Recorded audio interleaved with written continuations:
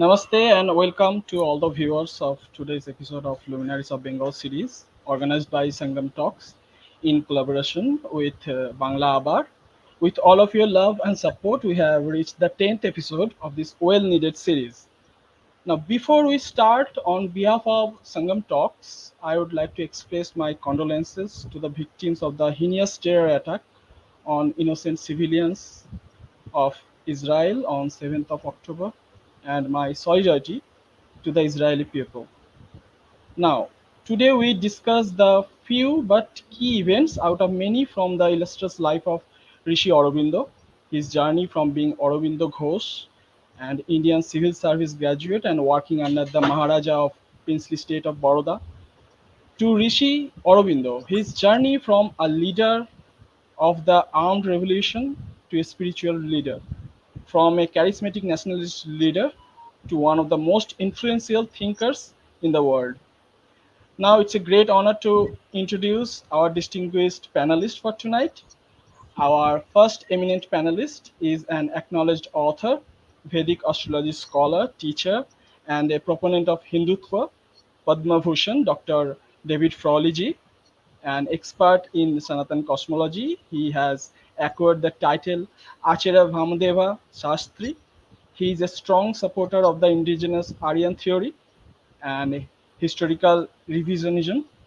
Uh, and Dr. Frawley received Padma Bhushan Award from Government of Bharat in 2015. He is the founder and director of the American Institute of Vedic Studies. His writings on Sri Aurobindo and the Vedas were published by MP Pandit of the Sri Aurobindo Ashram. He is presently on the International Advisory Council of the City of Auroville. We also have with us acclaimed Sanskrit scholar specialized in grammar, Dr. Sampadananda Mishra ji. He has received the President's Award, Maharshi Badrayan Vyas Samman 2011 from the Government of Bharat. He is also a recipient of Sahitya Academy Bal Sahitya Puraskar and Pandit Deen Dayal Upadhyay recognition of re-engineering India by the Rethink India organization. Sampadananda Mishra is currently Director, Center of Human Sciences, Rishi University, Sonipat. He also holds the position of the Dean Culture in the same university. He was associate editor of collected works of Vasishtha Kavyanand Ganapati Muni, published in 12 volumes in the year 2014. He founded Samskrita Bal Sahitya Parishad. Recently, Dr. Mishra has launched a monthly e-magazine for children in Sanskrit called Saptavarna. Our moderator for this episode is Somanjana Chatterjee. She served on the board of Silicon Valley Interreligious Council representing Hinduism. She is currently pursuing research on sustainability studies affiliated to Dharma Studies at GTU Berkeley. I'll now ask Ms. Chatterjee to please take the stage. Over to you, madam. Thank you, Debashish. Much appreciate your warm greetings and welcome. Namaskar. Good morning and good evening to our global audience all over. It's an honor and a privilege to be with you today and in presence of such scholars of astounding work, publications, and their personal lives on the path of Dharma, Dr. Frawley and Dr. Sampanananda ji. So humbled to be with you in this talk. Sri Aurobindo resonates so deeply with the fabric of Hindu civilization on many ways. In my personal beliefs, his inspiration, his works, his vision of future of humanity as a whole is seeped with much deeper understanding of the potential of humans in general and the goal of a prosperous, successful, and spiritually enlightening civilization. So I'm really looking forward to learn from both of you. And the spellbinding works and vision of Sri Aurobindo. And we are going to start our talk today with Dr. Furley on his journey with the how do I say? I mean, Sri Aurobindo means so many things. So please, Dr. Furley, begin with your experience and realization of Sri Aurobindo. Thank you. Namaste, Shri Gurubhyo Namaha, and happy Navaratri. This is the first day of the Navaratri festival. And I would have to say that if there is one modern great yogi teacher of India that brought out the spirit of Ma Durga, both in his teachings and his actions, I would say it was Sri Aurobindo. So that is also very auspicious timing. And I thank the organizers for this event. I'm very happy to be with Sampadananda again. He is one of the most important voices coming out of India today, not only for the Sanskrit, but for really bringing out the deep teachings of Sri Aurobindo and Ganapati Muni. So this is a vast topic, so I will address it as I can. I'm not an expert on the life of Sri Aurobindo, but I have to say I've been now studying Sri Aurobindo's teaching since 1970, including Life Divine, Secret of the Vedas, and all of his works on yoga. So that's a long time. I hope that is I'm able to transmit something of that. Sri Aurobindo grew up, of course, in colonial India. And during the independence movement is when he came forward. And we have to understand that India's independence movement is not just another political movement. It was awakening of India's great yogic spiritual traditions, such as Swami Vivekananda brought to the world. It was the awakening of India's Vedic civilization and its restoration. The emphasis on the Bhagavad Gita and back to the Vedas came from Tilak also to Aurobindo, and Aurobindo to so many. And it was also an intellectual debate with the Western civilization. Aurobindo has a very excellent critique of the good and the bad of Western civilization.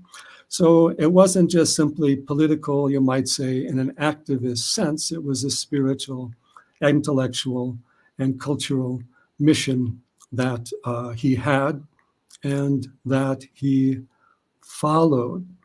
And in this context, we must also remember that he did play a very pivotal role in India's independence movement and in more the group of revolutionaries. I'm just going to mention this briefly. Sampadananda, others know more. But there's a nice book that's come out by Sanjeev Sanyal on the revolutionaries. And his own family is great. I've talked to him before. Many generations ago, they were all inspired by Sri Aurobindo. So that being said, when Sri Aurobindo went to study or was involved with the Vedic teachings, this was also connected to an intellectual and spiritual revolution in scholarship, East and West. And he found in the Vedas a foundation for a new India and for India's independence. And he would have been the leader of the independence movement if he just stayed with it. But he did move apart from it at a personal distance. He supported it, of course, in his own way. And he found a more yogic path to bring the same higher consciousness, not only to India, but to the world, and in a more direct manner that he could do because of his most powerful mind. If you look at any modern writer or any writers through history, his volume of work, whether on art, literature, history, spirituality, psychology, linguistics, civilization overall, is really unparalleled. And he is one of the greatest minds of all time. as well as one of the greatest yogis. So his vision of the independence movement, he wanted India to be strong, to develop economically, scientifically, to have its place in the world, to restore the place that it had through the centuries, all the way up until the periods of foreign invasion. So he had a vision of a new India, not just independence, but also coming forward to guide the world again as what was called the Vishwaguru, or the Guru of Nations, which was India's traditional role. So many people from throughout the world came to schools in India, even many centuries ago, the great universities like Nalanda, Takshashila. And even today, so many people come to India from all over the world as spiritual seekers to gain that inner knowledge. So I would say in many respects, Sri Aurobindo is one of the founding fathers of India, if we want to use these type of terminologies. And he also connected the independence movement even more so to the Vedic inspiration. His study of the Gita, Ramayana, Upanishads, Vedas were in greater depth and greater relevance than what had been brought out. And he showed the Vedic values, the Dharmic values behind civilization, which included the Kshatriya values. Remember, Rama, Krishna were Kshatriyas. In fact, even Krishna says in the Gita that he gave the yoga to the Kshatriyas. And what we mean by that, in the Vedas, they say you need a unity of Brahma as spiritual knowledge and Kshatriya.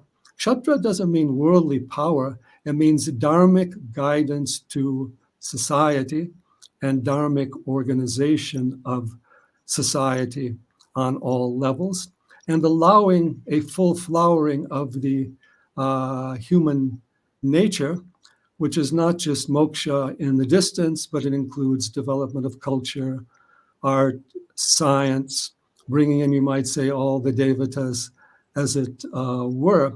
So this is what he had brought in and emphasized. Now, what happened in his work, he would then moved on into more just specifically the yoga. But he came from that Kshatriya background, and he certainly had a Kshatriya spirit. He was willing to fight. He went against the British. He was an intellectual Kshatriya. And so it was different than the Gandhian model, but at the same time, it brought out the spirit of the old Indian tradition.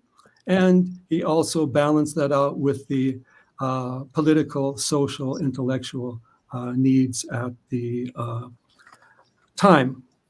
Now, what happened to Sri Aurobindo then, he expanded his view from simply, you might say, spiritualizing India in a new civilization to spiritualizing humanity, the globe, the world in a new civilization.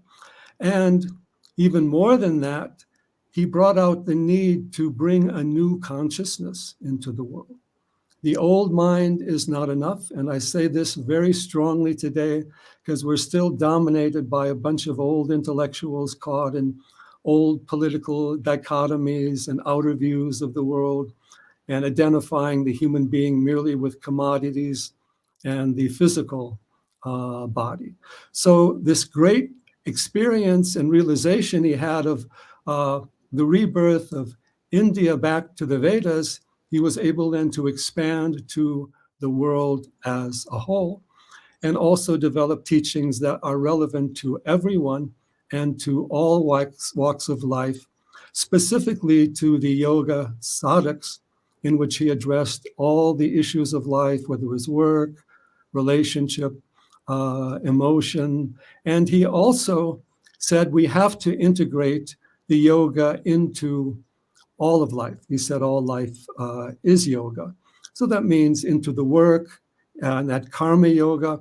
Karma yoga not is just simply doing seva to an ashram, which certainly has its place, but karma yoga is doing everything we do as an offering to the highest, seeking the best result for the good of all, and all life, all professions as the karma yoga.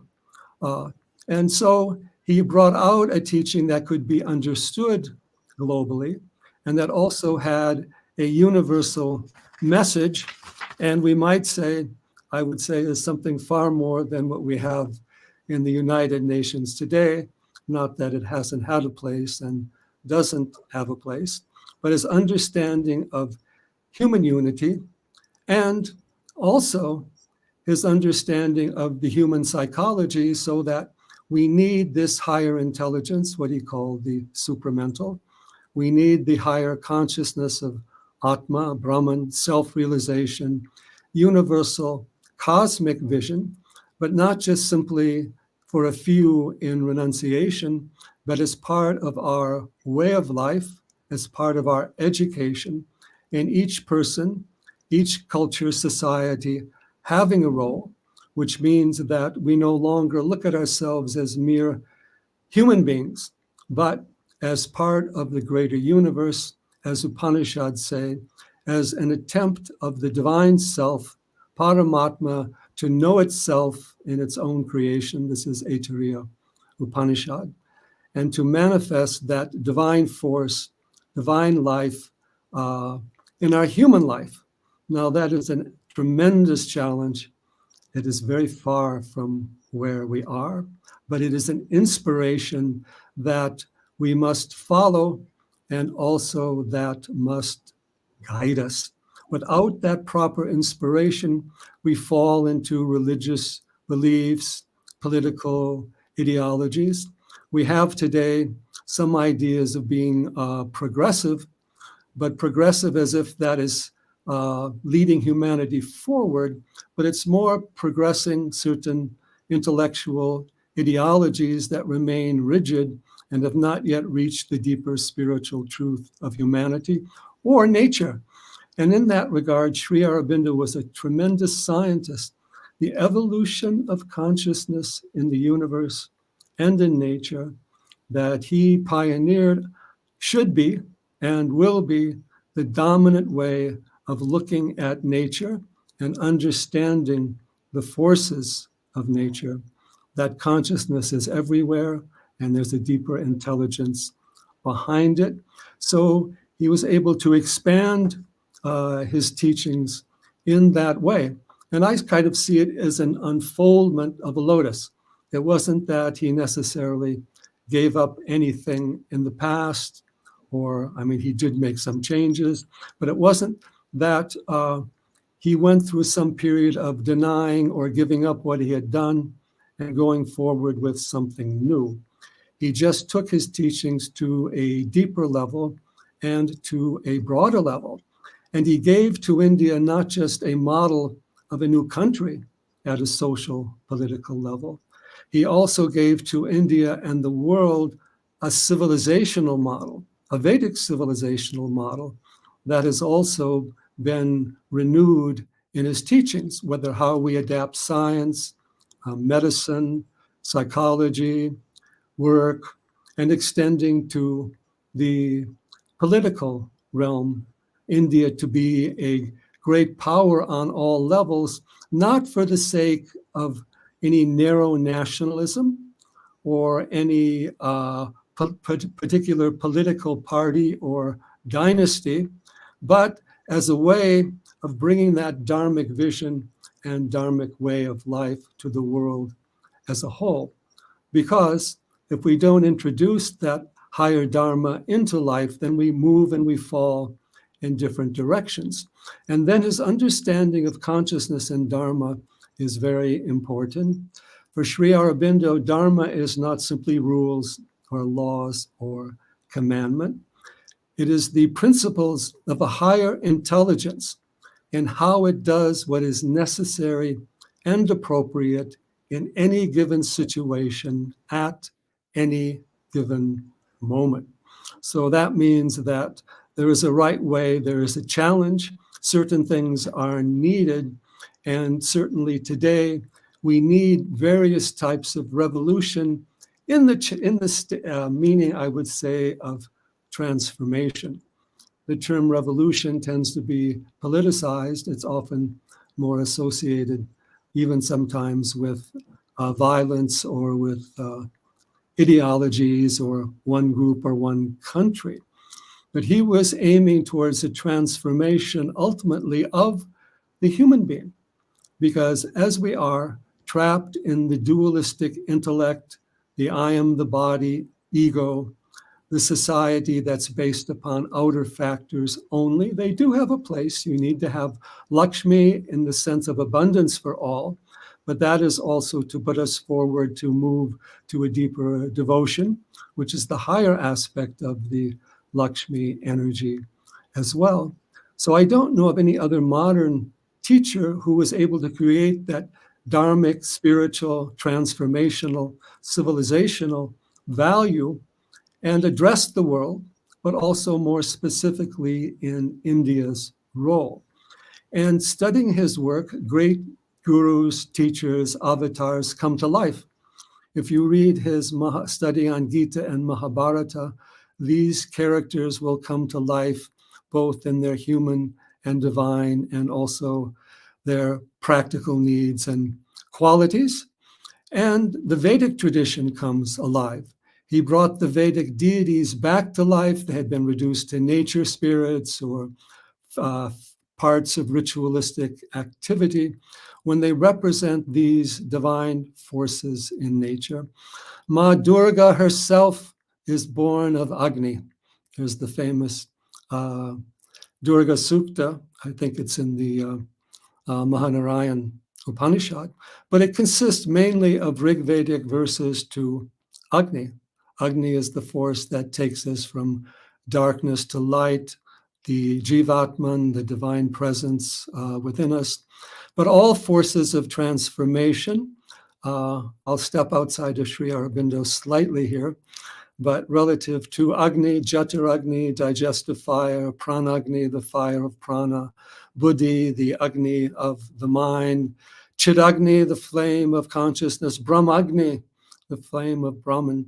This Agni, he also brought forth, he has a whole book on that alone, and he brought these Vedic deities to life, the Soma, the power of inspiration, Samadhi, art, essence, and Surya, the divine light and the divine transformational energy, and the power of a self-realization that is not just about an individual, but is about awakening that divine self and all, and bringing that divine light into the human being, even into the human body, which is perhaps the greatest of all challenges, but awakening that Vedic Rishi vision, and also making that Vedic Rishi vision be alive.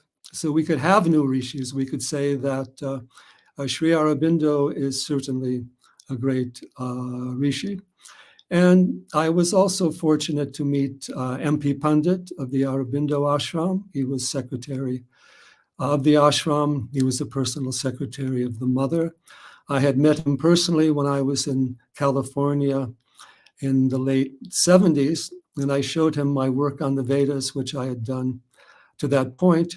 And I thought it was not of great value, but at least he would be interested. And he was gracious enough to say, this is very important work and we will publish it in India, which he did. Many issues of the World Union, the Advent, Sri Aurobindo's action, etc. And through him also connecting to the mother. Later, I also visited the ashram many times. I did give some talks and other things as well, but I received the tremendous inspiration there. And I do hope that we can awaken and share that inspiration, because Sri Aurobindo's teachings are not only the need of the times, they're also connecting us to the eternal and connecting us to the different levels and ultimately the highest types of transformation that are possible for us individually and as a species.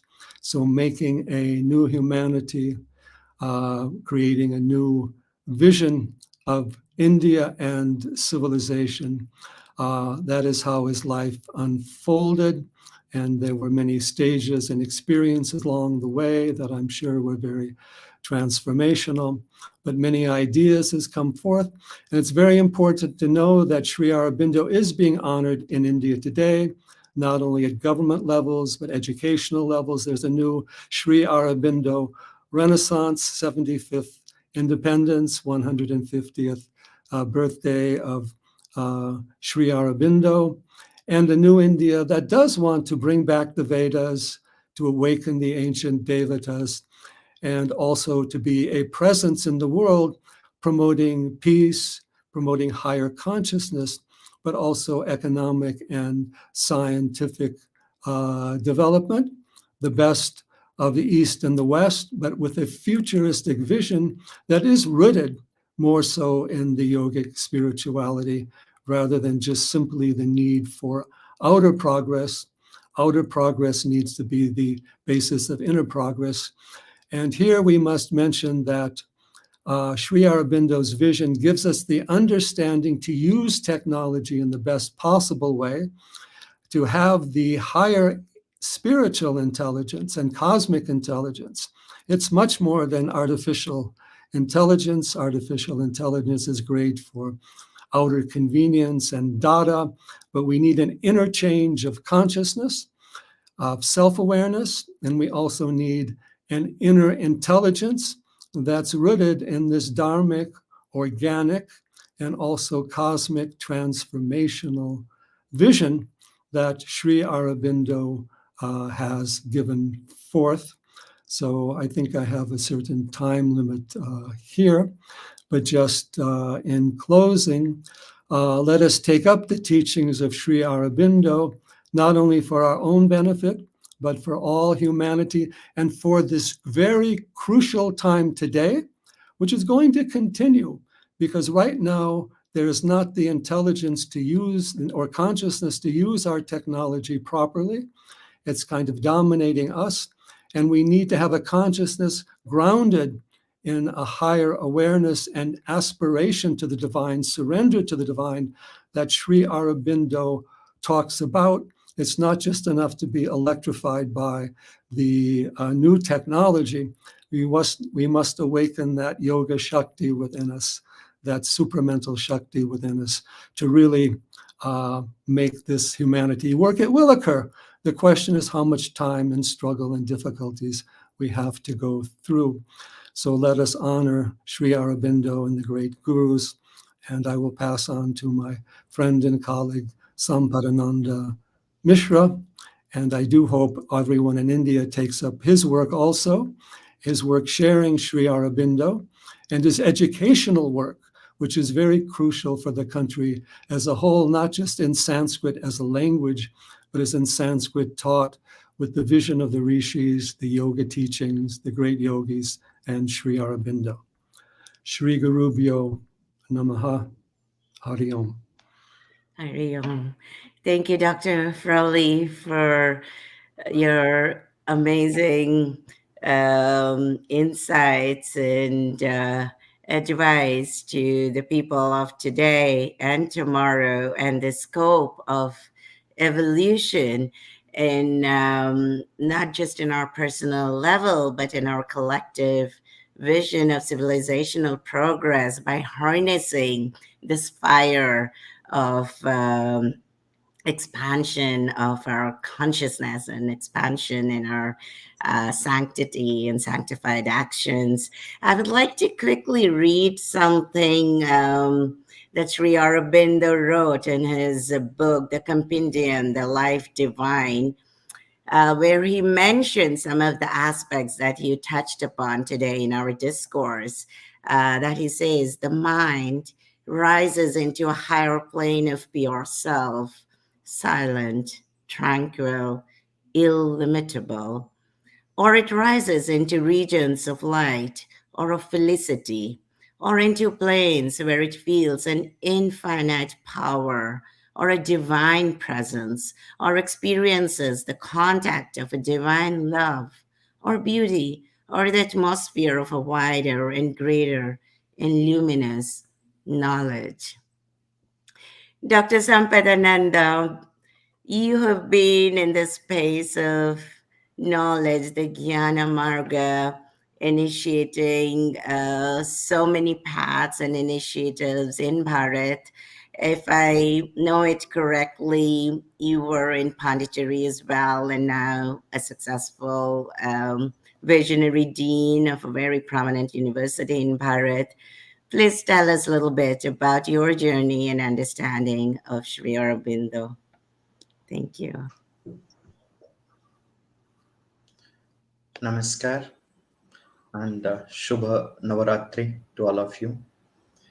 While we invoke the presence of the Divine Mother, the Shaktis, the emanations of the Divine Mother,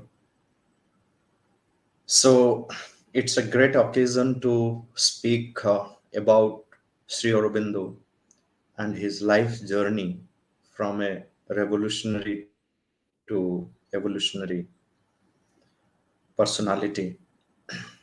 I had no idea about Sri Aurobindo before I went and joined Sri Aurobindo ashram in Pondicherry.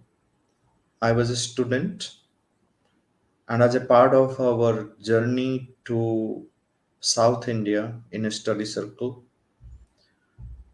in a study tour, our professor, who was a devotee of Sri Aurobindo, he had guided us, and then the last 4 days of our study tour, we stayed in Pondicherry, and that was very inspiring to listen to few speakers speaking about Sri Aurobindo, his journey. We bought some books, some preliminary books. Then I got a chance to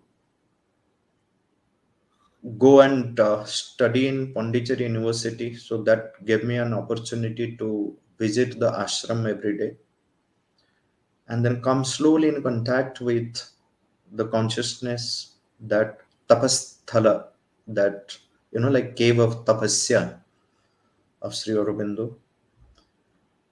And slowly it dragged me deep into that whole consciousness which was and is vibrant in that cave of tapasya.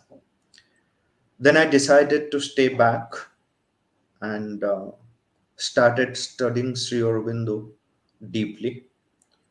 Not very conversant with English during that time. Sri Aurobindo looked and to be very, very difficult.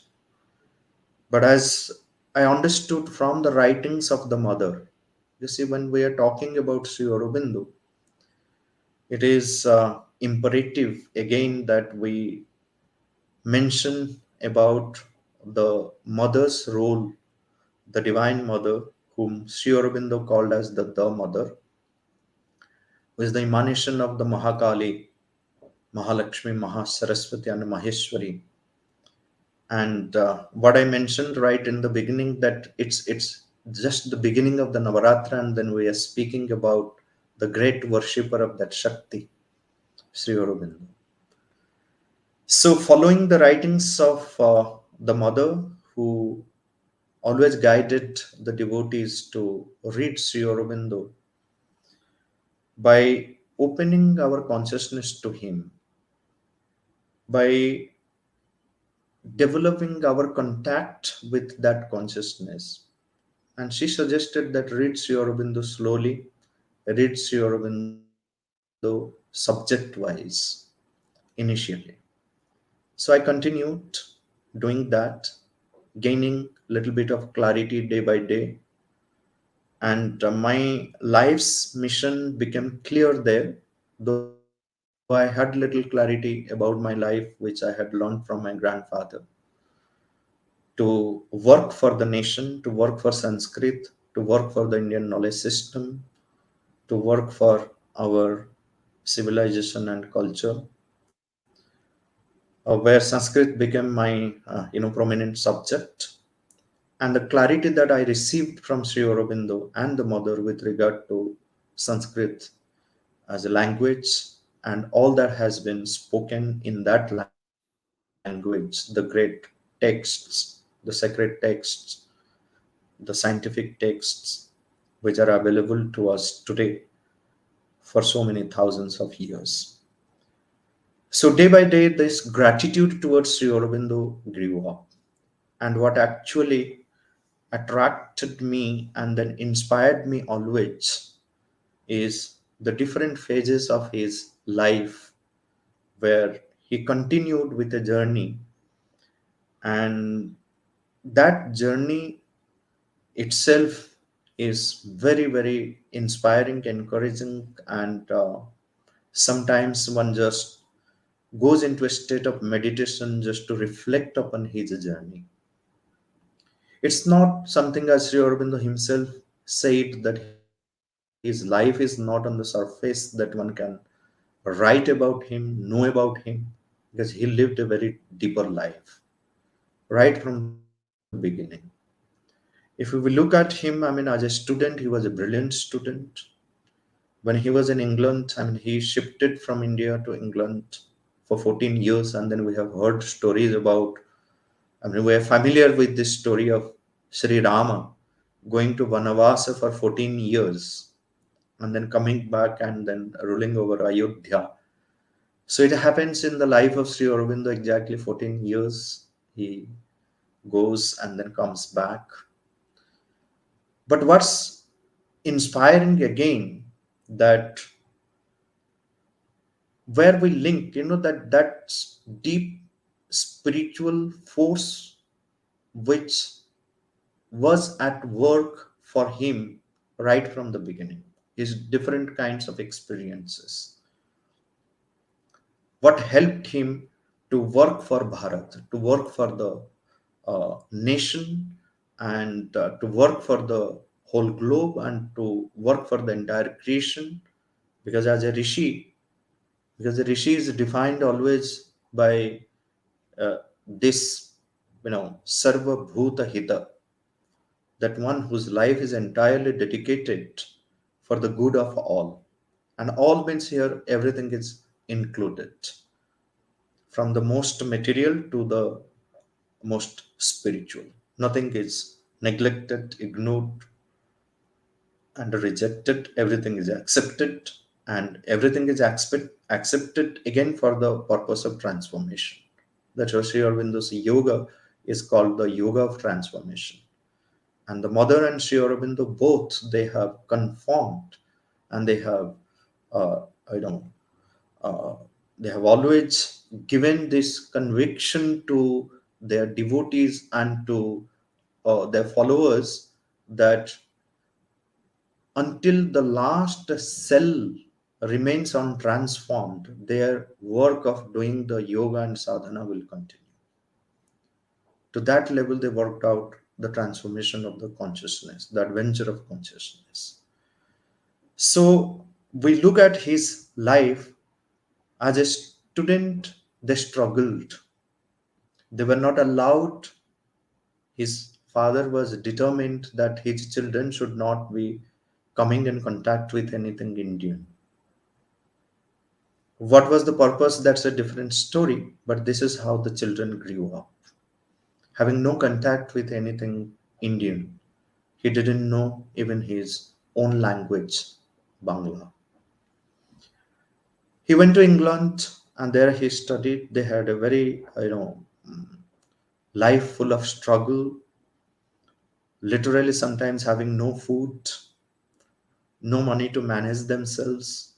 Yet, Father Krishnadhan Ghosh, at a later period, the one who was very strict that they should not come in contact with anything Indian, used to send newspaper clips about what was happening in India and how cruel that British rule was, and especially in Bengal. And the Bengal was the seat of all kinds of revolutionary activities during that time. The Bengal and Maharashtra and Punjab, they were the center and very intensely that revolutionary activities it was happening in Bengal. And Sri Aurobindo was inspired by many revolutionary leaders, world leaders, the Italian, the Irish movements did inspire him much.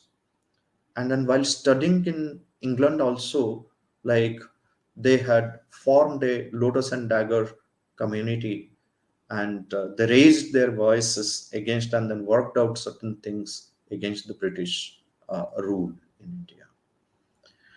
And with regard to, so on one side, you see that his political life had begun much before he even, came to India. The preparation was there in England. The same way, his spiritual life, which later flourished much in Pondicherry, also had a beginning in England, because during his student life, also he had uh, uh, a certain spiritual experience where he was convinced. I mean, he could feel strongly that he is born for a greater purpose. He has a greater role to play in transforming the destiny of the humanity. This is a feeling, very strong, intense feeling that he had. And then he left. It's interesting to know. And Dr. Karan Singh, he's it was a speech, and it's available in the script form, the message of Sri Aurobindo. It's a fabulous write-up, one can say, with regard to Sri Aurobindo's life and message, where he mentions about it that, like Sri Aurobindo coming, it is the same year. You can see the Sri Aurobindo coming from England to Bharat, and Swami Vivekananda going from Bharat to the West, and then Mahatma Gandhi traveling to South Africa. It was, I mean, there was some spiritual plan or divine destiny which had organized all these things simultaneously. And Sri Aurobindo came back in 1893, and he says he himself has put it on record when he joined the King Gaikwad in Baroda, whom he met in England. And Gaikwad was very, very inspired by Sri Aurobindo's personality, his intelligence, his humility, and his knowledge. So he could feel a power in him, a strength in him, where he had chosen for his work. So he came and landed, and again, like while he was coming from England to Bharat, uh, his father was misinformed that the ship which carried him sank or drowned, and he couldn't bear that pain of not seeing his favorite child. Mm. So he had, uh, like heart arrest, and then he left his body. But it was a wrong news. It was some other ship, not the ship which carried Sri Aurobindo. So Sri Aurobindo landed, and after 14 years of Vanavasa, I would rather call it. So when he landed when he touched the very sacred soil of Bharat Mata, the Mother India, he has described it that a great calm descended into him. A great calm descended into him. And he has confirmed that that calmness, that peace, that shanti remained with him till the end. And he started working in Baroda. And then that time the political situation is just warming up. He participated in the political movement. He started writing some very strong articles in Hindu Prakash. So strong article that the editor himself had to request Sri Aurobindo to tone down, and make it a little, I mean, not so strong and directly against the political uh, leaders or moderators or even the Britishers. And Sri Aurobindo was sent to England by his father with the aim that he could, pass the ICS examination and then become some British officer, government officer during that time. Knowingly, he failed himself in the horse riding, and then he knew that he didn't want that because he could very strongly feel that he had a different destiny and that he had a different role to play, very different role to play in the destiny of the world. So he rejected, and then he came back and then joined this, and the political movement. He say very secretly he was writing these articles, and then continued. And it was during this period, I mean, as like what uh, Pandit Vamadeva Shastri mentioned during his talk, like his association with the Veda, association with Sanskrit, association with the Upanishads, Ramayana, Mahabharata, Kalidas, all the great literature except the Veda. He had no contact with the Veda till he went to Pondicherry, but he read rest of the uh, uh, you know uh, texts. So, and he worked on the most beautiful aspects of Indian culture, India's Renaissance during that time by coming in contact with the languages and literature of Bharat. Then his participation with the political movement during his period of Baroda. Then the great movement comes, the Banga Bhanga, the partition of Bengal. And then he shifted from Baroda to West Bengal, and then the National College where he started teaching, and there he started writing even more powerful article in uh, Bande Mataram, which was a patrika which was edited by Bipin Chandra Pal. And those articles, I mean, it what the Britishers did by doing this partition, it gave an opportunity for the Indians to become united. It gave them an opportunity to become united. And Sri Aurobindo could lead that movement. And he was a revolutionary in the sense that every ride of his revolutionized, triggered that sense of nationalism. And Sri Aurobindo's nationalism, as we all know, is a spiritual nationalism. Because spirituality, Sri Aurobindo said, is the only politics of India. And nationalism is the Sanatana Dharma is the only nationalism. What great ideal of nationalism and politics that he had propagated and worked out. And this Anushilan Samiti, where the revolutionaries act as like underground violence, and Dr. Karan Singh ji has put it in his article very beautifully, that the underground violence and overground non-violence, that was the methodology by which they were working out for India's freedom, or total freedom, Purna Swaraj, the passive resistance.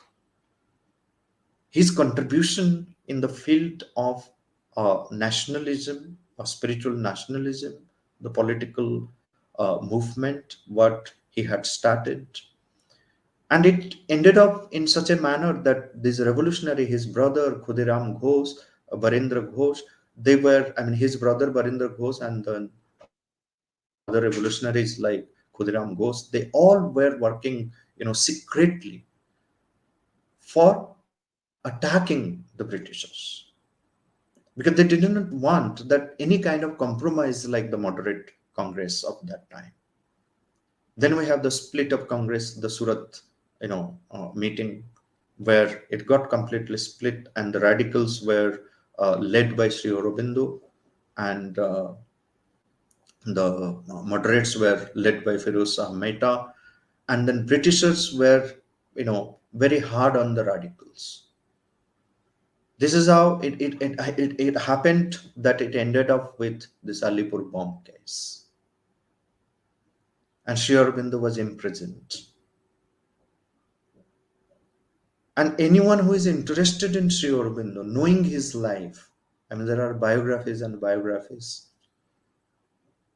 There are many beautiful writings, but pick up that little book which Sri Aurobindo has written, The Tales of Prison Life. How beautifully he has described his life in the prison. And he gives a very clear picture of the Bharat of that time and what needed for the Bharat, what the people of Bharat needed to do during that time, and how they were treated. What was the British mentality?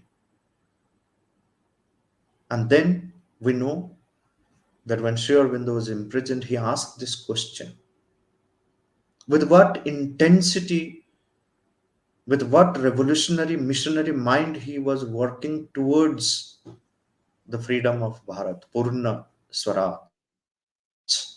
Now he's shut up, he cannot do anything. He asked this question to the divine, saying that why have you brought me here? Why have you brought me here? And then he hears a voice that now the way you were working, that is not the way. Now you have a different role to play. Then he says, the Sri Krishna placed the Gita in my hands and asked me to do the sadhana of the Gita. In the jail, he had this Sarvam Vasudeva Mayam Jagat Darshan. As Sri Krishna himself says in the Gita, Samahatma Sudurlabha. Rarest is that person who has this darshan of Sarvam Vasudeva Mayam Jagat. And he had that darshan. Everywhere he looked, he found Sri Krishna. That brought a tremendous change. And it was the same place where he could, hear the voice of Swami Vivekananda consecutively for 15 days. And Sri Aurobindo Sri Aurobindo was guided by Swami Vivekananda during this conversation. Much of what he spoke, what Sri Aurobindo has worked out, has the seed in that conversation. That conversation between Swami Vivekananda coming to him in the jail in his subtle body and then conveying the message. Then he was released. And we know what divine intervention was there in the release of Sri Aurobindo and Chittaranjan Das fighting for this case, entirely surrendered to the divine. Without divine intervention, this case would not have been possible to win for Chittaranjan Das. It was for the sake of Bharat, for the sake of the world, that this case was dismissed and not dismissed, the case was won, and Sri Aurobindo came out of Alipur jail. Then he was so totally surrendered that after that, whatever he did it what he heard from the deepest depth of his own being, entirely guided by a divine force, a spiritual force, which he later says that this spiritual force, this spiritual wisdom, this divinity is central to all that India has done till date, and the recovery of that spiritual force is the most important task for every Indian, for the India to become the Vishwaguru. He was entirely guided by that spiritual force. He heard a voice, go to Chandan Nagar. He didn't put any question. He simply went. There he heard a voice, go to Pondicherry. He went to Pondicherry. Lived a secluded life initially, where no one should know. And how many times and how many different ways Britishers tried to bring him back. They put it on record. The Britishers have put it on record that the most dangerous man in India. They're so afraid of Sri Aurobindo. He goes to his cave of Tapasya, 4th of April, 1910. He arrived at Pondicherry. surrounded by Subramanya Bharati and many other patriots, and some of his colleagues from West Bengal also joined him. They continued again a life of struggle in Pondicherry. Then in 1914, 29th of March, this great meeting of Mira Al-Fasahum, who became the mother, a spiritual collaborator. So this meeting, what Sri Aurobindo has described, that such a surrender has not taken place on the earth till date. A complete surrender. And when the mother saw him first time, he said, "Oh, this is the person I'm seeing in my, dream, in my vision, ever since my childhood." Then she and her husband, Paul Richard, they worked out a magazine called, a journal called Arya, with their financial support and other support, which contained much of Sri Aurobindo's writings today, what is available in 36 volumes. They continued. It was a collaborative approach, but then the First World War came up. Both Paul Richard and Mira Alfasa, they had to leave. So mother went back, and then from there in 1916, she went to Japan, and then came back again to Pondicherry in 1920. And in 1926, 24th of November, Sri Aurobindo had his total, uh, Siddhi. And so that's how 24th November is celebrated as the Siddhi Divas. So Aurobindo Ghosh, the revolutionary Aurobindo Ghosh, became Sri Aurobindo. After that enlightenment, handing over the entire activities of the ashram to the mother, he retired to his room. 1926 to 1950, 24 years, he never came out of that room. He did all his sadhana, what he attained, that overmind realization, becoming one with Krishna's consciousness. He then worked out for the transformation of the whole world. His yoga is known as the supramental yoga, beyond the mind, beyond the overmind. The supermind had to be realized, not just realized, had to be brought down and fixed on the earth. So then the supramental action can take care of the next evolutionary steps in our evolutionary journey.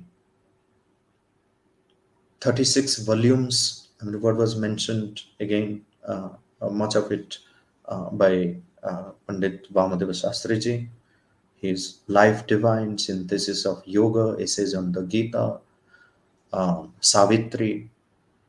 All these texts are testament to what Sri Aurobindo truly contributed for the upliftment of the humanity, not just of Bharat.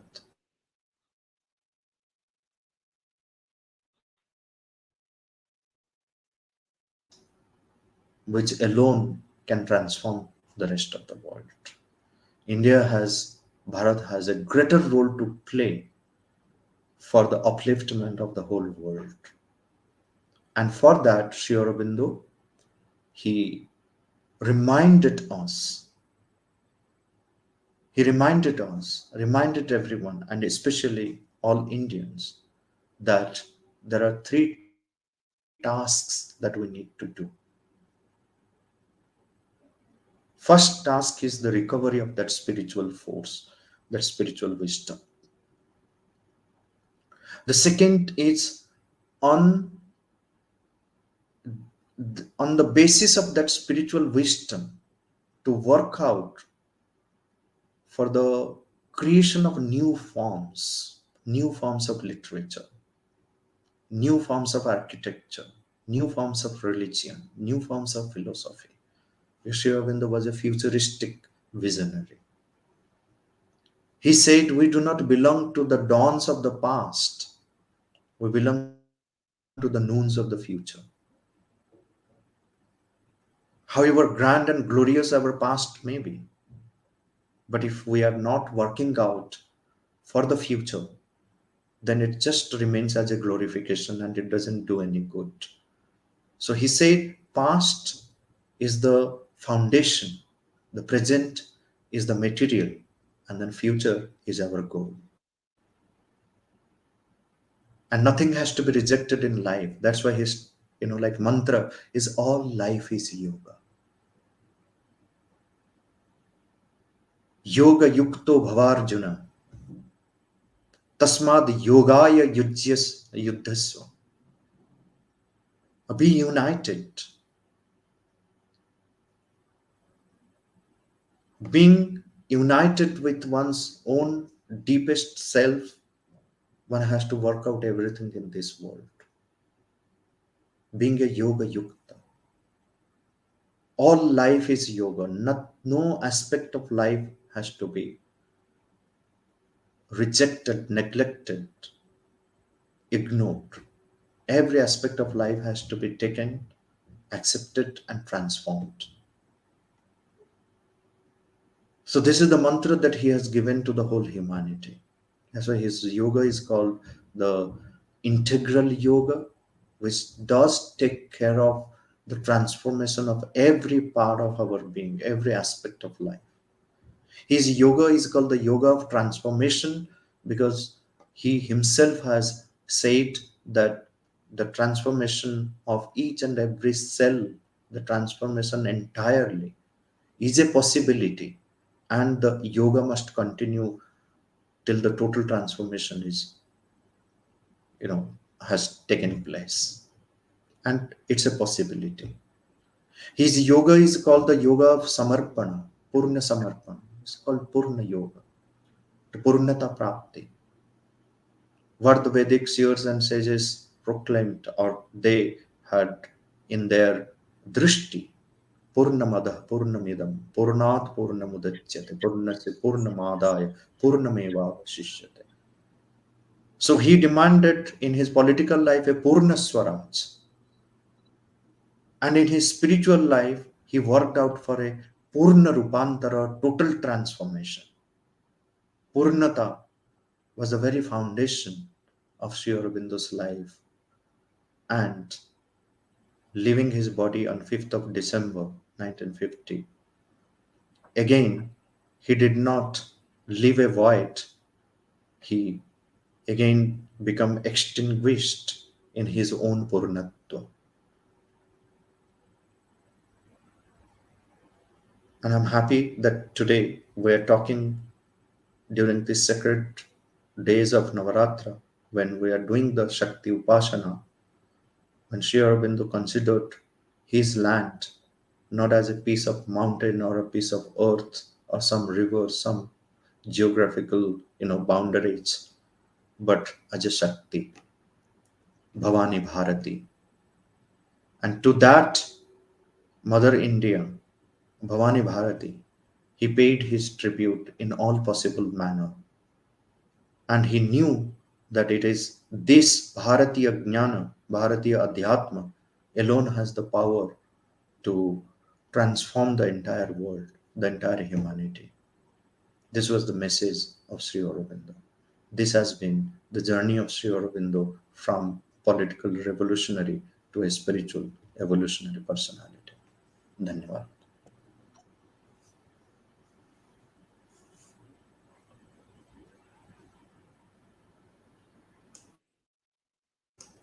You need to unmute yourself. Sorry, I thought I unmuted, but I think I was so mesmerized of it. It was such a beautiful invocation, the sacredness of the journey of Sri Aurobindo, and we could almost experience it in ourselves, in our heart, the integration of Jnana Marga, the Bhakti Marga, and Karma Yoga all united together. And I know, talking of unity, Dr.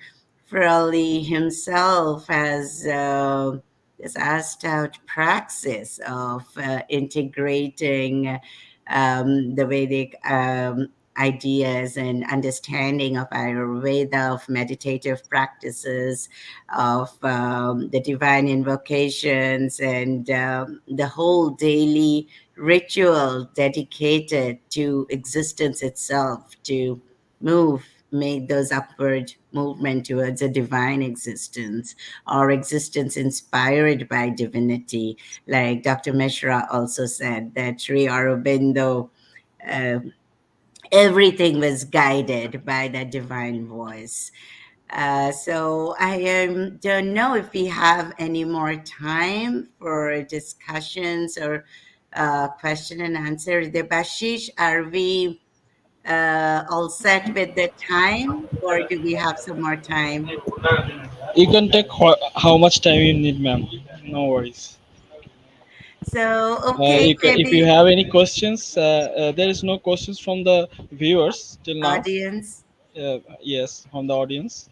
But if Okay, you so have any maybe 10 questions, more minutes. Yeah, right, I ma'am. would like to ask Dr. Froley that yoga, as we understood from both of your discourses, is the spirit of union, the spirit of unity. So, how do you explain this? I mean, what is yoga to you? Yes. Well, that is a big question. Again, Sri Aurobindo said all life is yoga. There is a movement towards integration, transformation inherent in nature. There's a movement in the human being that can also be awakened. There's also a yoga shakti, which is the power of the divine mother, that is the basis of yoga. It's the basis of kundalini shakti and all the other forces. So, yoga is our purpose to evolve in consciousness and to make dharmic and right action everything that we do. Our action should be uh, karma yoga. We should, into our emotions and feelings, we should have the bhakti yoga and our knowledge, the jnana yoga. But karma yoga is not just ritual, and ritual is not just a ceremony. Ritual means doing everything we do with consciousness, all of our actions. Devotion is making our emotions an offering to the divine, which transforms them. And knowledge is not just information, data, names, forms, and numbers. It is self awareness linked to cosmic awareness. And this is all the basis of Purusha, Purushottama in the Gita and Yoga Sutras. So let us awaken that Yoga Purusha, Shiva, and the Yoga Shakti and the vision of Sri Aurobindo on this wonderful day of the first day of the Navaratri. Hari Om. Thank you, Dr. Froley, for your ecumenical guidance in our understanding of yoga. Dr. Mishra, what is your message to our present generation in Bharat and also the diasporic community? And so, how do we initiate this path of understanding, the path of accessibility, of integration of ourself with the cosmic understanding? So I'm curious, what do you teach in the classroom? Sorry, there was a glitch which I couldn't understand or I Sure. couldn't hear you. Sure. So I was interested to know for our this current generation in Bharat, also the diasporic community, that how do we initiate ourselves? What is the direction that you would want to give? That what you teach in the classroom. So I'm curious, like how do we start on this path of luminance, on this path of an enlightening journey to fulfill the destiny that's been envisioned for the people on this planet. Okay. So I will also, combine it with one more question which is put on the chat box on the Mm-hmm. YouTube, where the question is like how to study Sri Aurobindo properly. Mm-hmm. So, how do we initiate? So, for every initiation, the first requirement is the aspiration. There has to be a will, the will to know, the will to progress, the will to move forward. So if that aspiration is not there, then it is difficult to move forward. In fact, when we read Sri Aurobindo and the Mother, so there is a fourfold path which is shown to us. How do we move forward on the path of progress? So the first thing which is shown here is that there has to be a will, a conviction that yes. Say, for example, like the conviction, the Shraddha has to be there that yes, there is God. God exists, and I must see God. So one has to be convinced of the truth of what one wants, of the highest truth. The second step is once the conviction is there, then there has to be the will to know. That we are convinced that there is a knowledge, there is a spiritual wisdom which needs to be acquired. Then there has to be a will, a strong will, a sankalpa. And mere will not do, because on the path there will be many obstacles, many adverse forces, many struggle. The third step is a persistence in the will, in spite of all adverse situations. One has to persistently keep moving and keep that will persistently. Then there is a fourth stage, which means there has to be an uh, unflinching faith, undeviating faith, or undeviating Shraddha in a supreme grace, in the supreme grace, on the Daivi Shakti. So, this is how one moves on the path of progress. But for initiating oneself, the first condition is the aspiration. And in that aspiration, there has to be purity, there has to be sincerity, there has to be intensity, there has to be persistence. With all these weapons, one can move on the path of progress. And again, like the mother says, when she speaks about the science of living, she says that everything begins with that one thing, which is to be conscious of ourselves. With the self awareness, the journey begins to be conscious of ourselves. Today, we see that we all live a mechanical life, a robotic life. There's no awareness. So, to start it with this awareness in a conscious manner, coming back to this question that how do we read Sri Aurobindo? Sri Aurobindo is difficult for that consciousness which is not yet ready, but at the same time, Sri Aurobindo is accessible to all. We need openness. We need openness to his consciousness. The more we start opening ourselves petal by petal to Sri Aurobindo's consciousness, then Sri Aurobindo becomes easy. All those who had that openness, I remember that, like in the ashram, there was this Babaji Ramakrishna Das, where many, like great language experts, professors who cannot understand Sri Aurobindo, There are many people who have no proper education, no depth of the language in which Sri Aurobindo has written. Yet we see that they have a greater clarity about what Sri Aurobindo has written. It is because of this openness. It is because of this openness to the truth, because of this intensity in their aspiration to know. This is the first condition again to read Sri Aurobindo or any other spiritual text.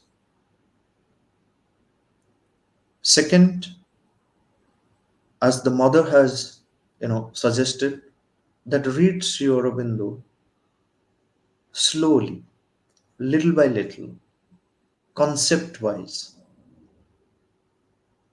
If you pick up a book of Sri Aurobindo and start reading, that may be difficult for the people who are not familiar with his writing. So she suggested that read Sri Aurobindo subject wise. Pick up a subject.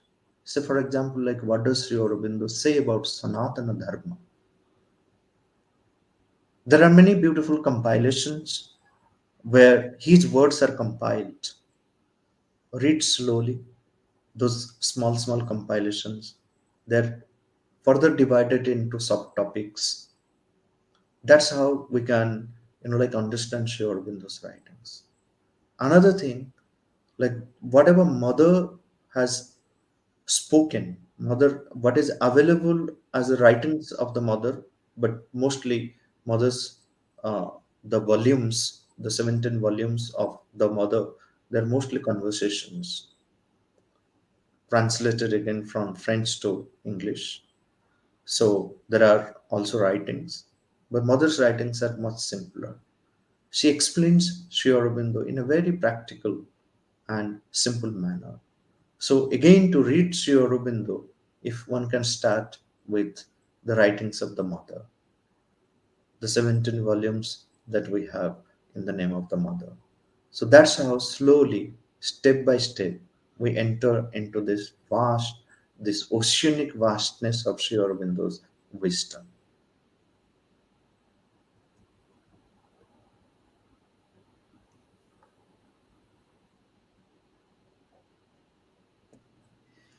Thank you, Dr. Mishra, for explaining us in details on how to embark on this journey in the first place. Because as we see in the crux of Kali Yuga, we are so distracted, so diverted, so pulled apart in the frenzied momentum of existential reality. So I think now more than any other times, it is essential for all of us all over the world to connect, to make an attempt to connect with our true self in the spirit of exploration, like you said, with that openness in our mind, body, soul, in our consciousness, to reach out to cosmic guidance and in our quest of purpose and truth.